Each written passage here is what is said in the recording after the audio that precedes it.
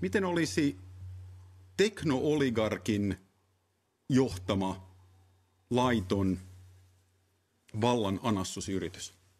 Miten Benita, miten määrittelisit? Dystooppinen salamasota. Dystooppinen salamasota. Entäs Markku, tässä on otettu esille vallankumousta, vallankaappausta, vai onko kysymys jonkinlaista tästä ohimenevästä myllerryksestä, joka menee ohi ja kohta enää huomatakaan, että mitä on tapahtunut? Ei ole kysymys mistään ohimenevästä, ei myöskään kysymys mistään laittomasta, vaikka laittomuuksiakin varmaan on siellä tapahtunut. Vähän kuten natsit teki laittomuuksia, vai? Ei ihan sillä tavalla. Vaan kysymys on siitä, että vaaleilla valittu presidentti toteuttaa sitä politiikkaa, jota hänet valittiin toteuttamaan.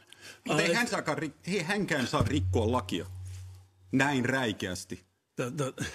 Mitä lakia hän on rikkonut? Siis Yhdysvaltain perustuslaissa presidentti on toimeenpano. Ei ole kuningas.